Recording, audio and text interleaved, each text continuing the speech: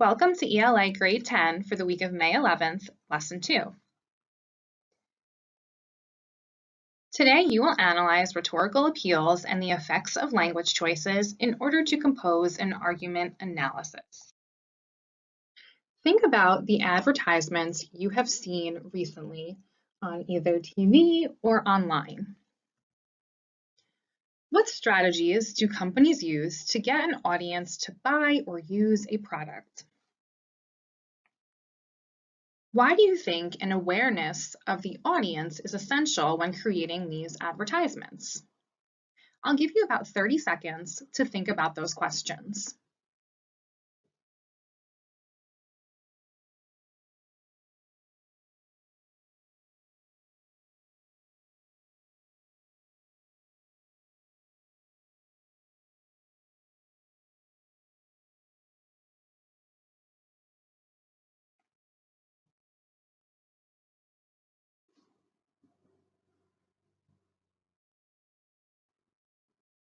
So as you were thinking, you may have come up with answers such as companies play on people's emotions, they use celebrities or well-known credible people to make you think their products are worth buying and using, and they need to know what kinds of things their audience will respond to so that they can create advertisements that speak specifically to people in their audience. So today we're going to be looking at rhetorical situation and purposeful language choices in building convincing and affecting arguments. First, we'll take a look at the rhetorical situation. When we analyze rhetoric, it's important to understand the situation, meaning the relationships and expectations between the speaker and audience and the context in which they are speaking. When we think about rhetorical situation, we keep the following questions in mind. What are the characteristics of an audience that affect an author? What are the characteristics of an author that matter? And what is context and how does it affect authors and audiences?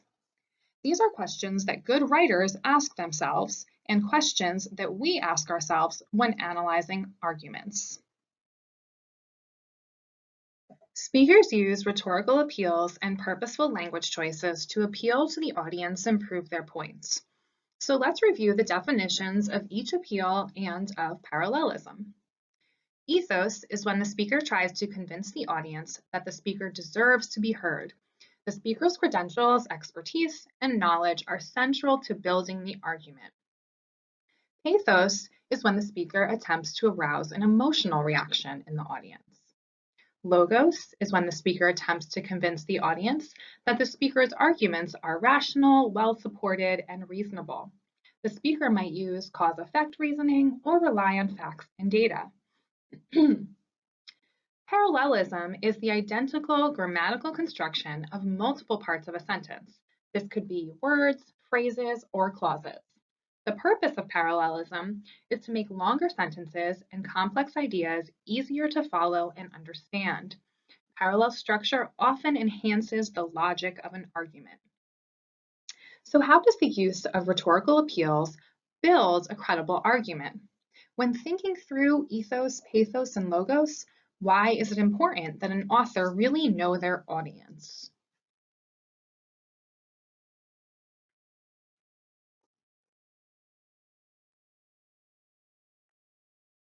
The next portion of our lesson will focus on Macbeth.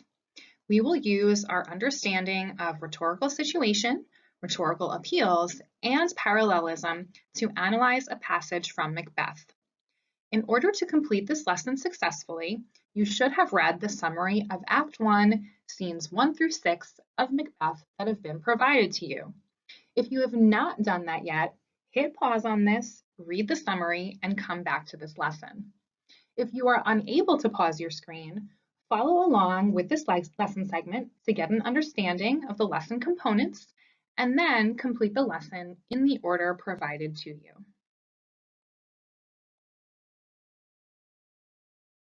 Now let's take a closer look at Act 1, Scene 7. As we read, we'll read for understanding, taking note of the points Macbeth makes and understanding his feelings. Then we'll use the guiding questions in the side margin of your text to guide our thinking as we consider the argument Macbeth makes and the ways he builds his argument.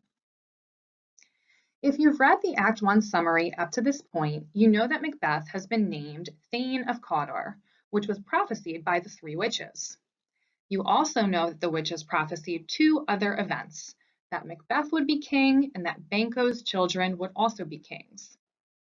You've also learned that Lady Macbeth, fearing her husband may not have what it takes to perform the necessary actions to be king, takes it upon herself to devise a plan to kill King Duncan and persuade Macbeth to execute her plan. By the time we reach scene 7, King Duncan has arrived at Macbeth's castle to dine for the evening. Lady Macbeth has already shared her plans with Macbeth, and here we see him really considering what he has agreed to do. So I will now read this soliloquy aloud while you follow along. As you are reading along, pay attention to Macbeth's feelings about murdering Duncan. Do not yet worry about answering the guiding questions in your margin. If it were done when 'tis done, then 'twere well it were done quickly. The assassination could trammel up consequence and catch with his surcease success, but that this blow might be the be-all and the end-all, here, but here, upon this bank and shoal of time, we jump the life to come. But in these cases we still have judgment here, that we but teach bloody instructions, which being taught, return to plague the inventor. This even-handed justice commends the ingredients of our poisoned chalice to our own lips. He's here in double trust. First, as I am his kinsman and his subject, strong both against the deed, then as his host, who should against his murderer shut the door, not bear the knife myself. Besides, this Duncan hath borne his faculties so meek, hath been so clear in his great office, that his virtues will plead like angels, trumpet-tongued against the deep damnation of his taking off. In pity, like a naked newborn babe, striding the blast or heaven's cherubim horsed upon the sightless couriers of the air, shall blow the horrid deed in every eye, the tears shall drown the wind. I have no spur to prick the sides of my intent, but only vaulting ambition, which overleaps itself and falls on the other.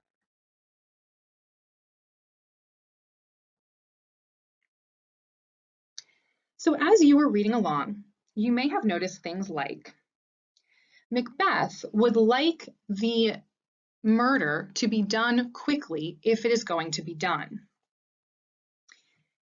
He fears the consequences of his actions, expressing the idea that if this one murder were the only thing he had to do, he would do it, but he acknowledges that punishment could come from doing it. He goes on to note that as a relative and loyal subject of Duncan's, and as his host for the night, he should not be his murderer, but instead should be protecting him against murderers. Then he acknowledges that Duncan has been such a virtuous king that his death will be an injustice that deeply saddens everyone. And he closes by saying that he can't seem to spur himself into action, and he sees how ambition, while being a motivator, could really lead to disaster. So now that we have a solid understanding of Macbeth's soliloquy, let's take a close look at how he builds his argument by answering the guiding questions in your margin. So the first one that we have here is underline Macbeth's reasons for not harming Duncan. So you'll see that I have underlined here that we have these two reasons that Macbeth had mentioned, that he is his kinsman and his loyal subject, and that Duncan is a great virtuous king.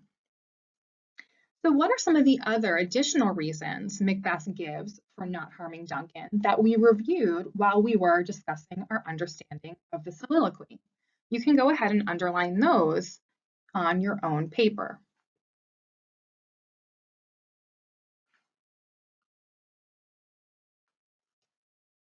Our next question directs us to read lines 5 through 8. Macbeth names forfeiting his place in the afterlife as the consequences of his actions. How does Macbeth appeal to the audience's emotions? So we see in these lines that he appeals to his fear of these consequences and the uncertainty of his success. As the audience, that would draw us in feeling his fears right along with him. We wouldn't want him to face these consequences. And the fact that we see him really grappling with this decision makes us sympathize with Macbeth. The next question, in lines 9 through 12, what does Macbeth logically deduce? So here, he deduces that if he murders Duncan, it is likely that someone may want to murder him as well. It's the cause-effect relationship of this action, and it gives him a reason not to kill Duncan. We see this when he mentions justice and the poisoned chalice coming to his own lips. The next question asks, in lines 12 through 13, Macbeth uses parallelism. What is the intended effect on the audience? Here, we see that the parallel elements convey Macbeth's relationship to Duncan and strengthen the logic of his argument by providing several different reasons that following through with Duncan's murder would be unethical.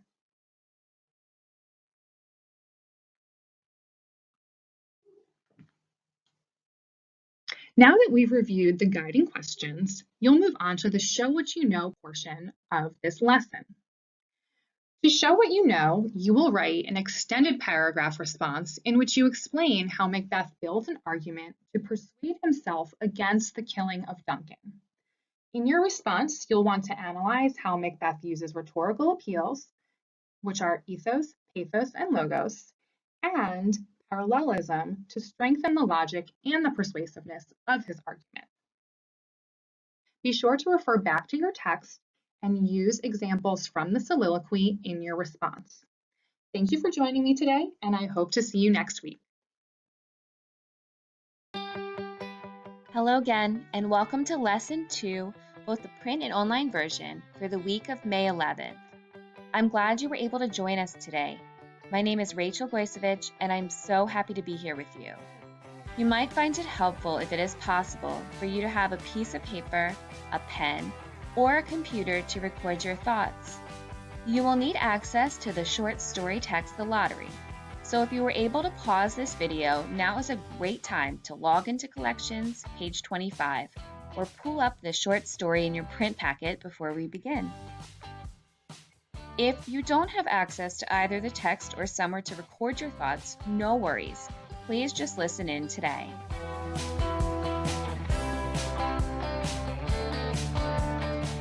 This lesson is part of a two-part lesson for the week of May 11th.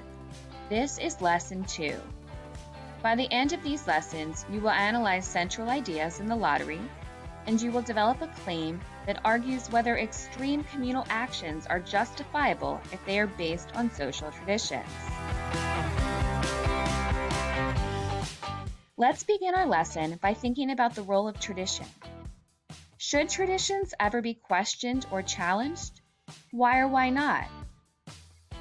In thinking about the short story The Lottery, what do you think Shirley Jackson's message is about the role of tradition?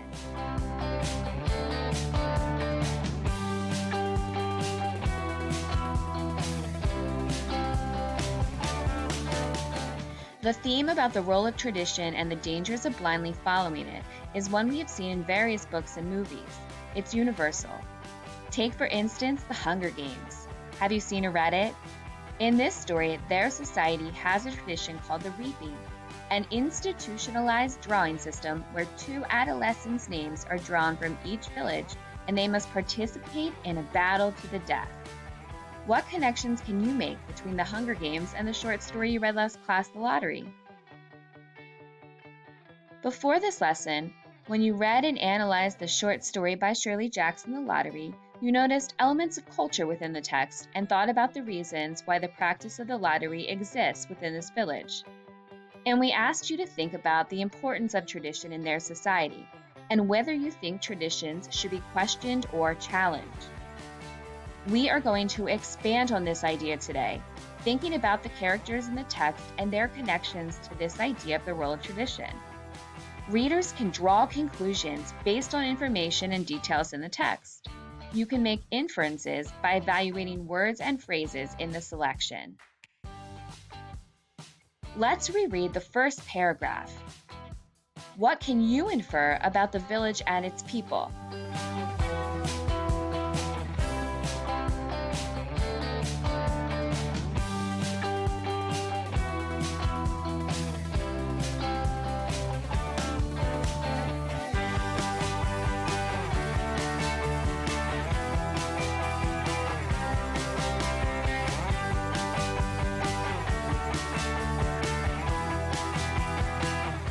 Did you infer that the village is small and people are likely to know one another? This is an event that the entire village attends. They come out to get their place before it even begins. And then, once it's over, they go home and have dinner with their families. Life will continue as normal after the lottery. We are going to focus specifically on characterization today, thinking about the characters' perspectives on the lottery and their society, and the ways in which these characters help develop the author's theme. So when we are asked to closely read a text to analyze character, what can we do? Well, first, we can start by rereading the passage, marking the words or phrases that stand out to us. We are going to begin with a passage with Old Man Warner. In this passage, Old Man Warner discusses his reaction to hearing the news that some villages are questioning the practice of holding the lottery.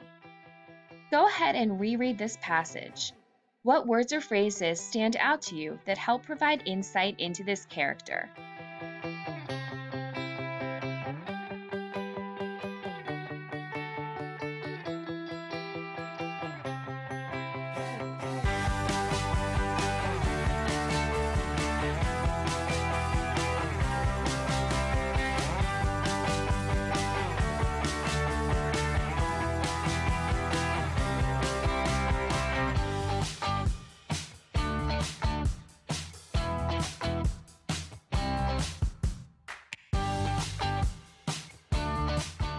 I invite you now to annotate along with me.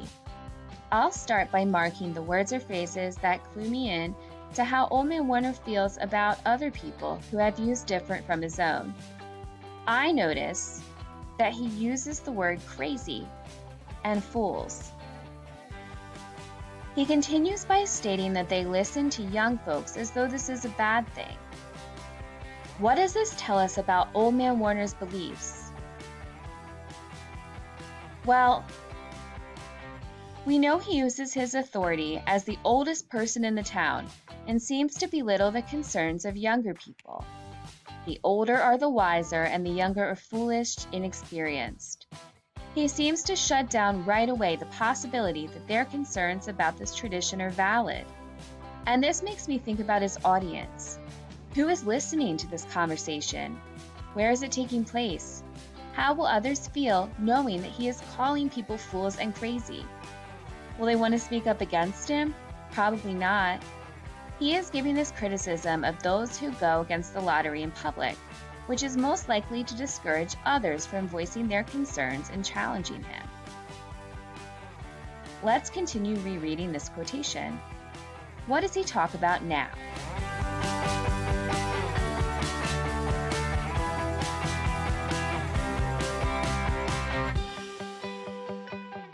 He chooses to now, instead of talking about the benefits of the lottery, talk about worst case scenario of what will happen if they don't have it. He tries to incite fear in others, painting a dark scenario of what could happen if they stop this practice, most likely exaggerating pre-lottery life when people had to live in caves, they couldn't work, could only eat chickweeds and acorns. He states, lottery in June, corn be heavy soon. Does this give a real reason behind the practice of the lottery? Or does this make you think this is something people keep doing just because it's always been there? It's always been done, without even really knowing why? And do you think this is really true? That this is how it was before the lottery existed? Probably not. But why do you think he says this? I wondered that too. And then I thought about the age of the other villagers. Old Man Warner, he is the oldest man in that town. They haven't lived even close to as long as he has, so why would anyone feel comfortable challenging him? Now let's look at the last sentence. You go ahead and reread that. What are the implications of this? What does this statement tell us about Old Man Warner and what matters to him?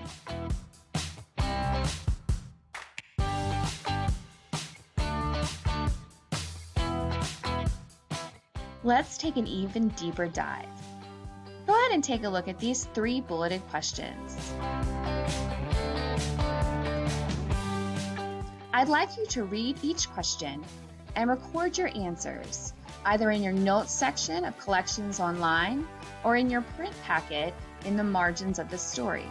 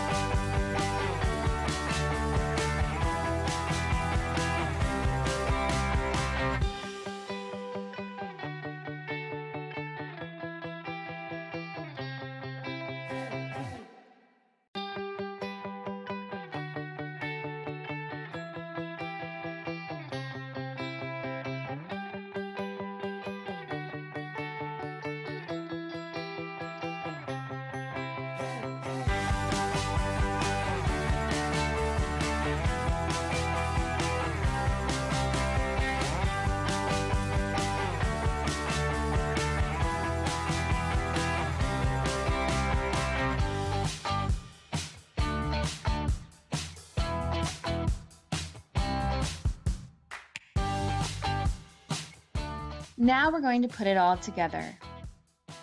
Who is Old Man Warner in our story? And how does he help develop a theme related to the role of tradition?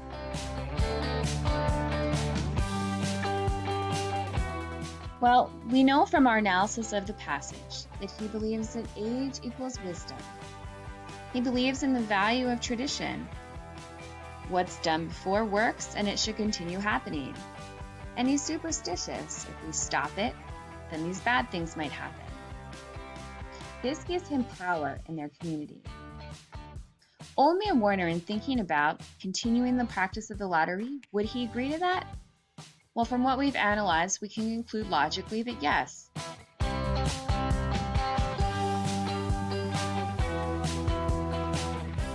Just like you analyzed the passage with Old Man Warner with me, I'd like you to choose another character and a passage that depicts how that character views the practice of the lottery.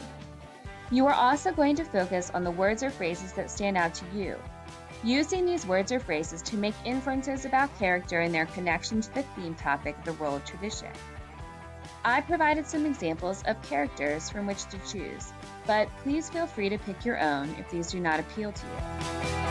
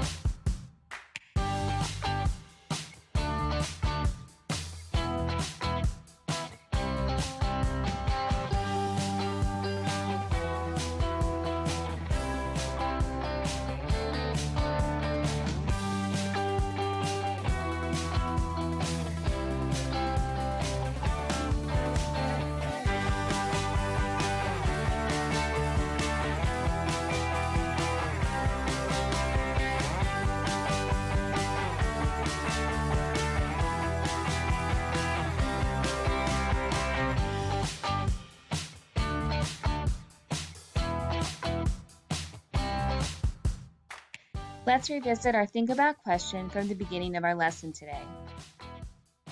What is Shirley Jackson's message about the role of tradition in society? In thinking about these characters and their views on the lottery, what message is the author trying to convey? Now you are ready for the Show What You Know assessment. I invite you now to log into Schoology or to check out the Show What You Know section in your print packet.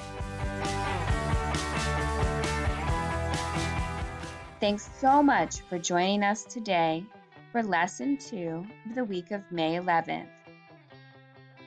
Happy writing!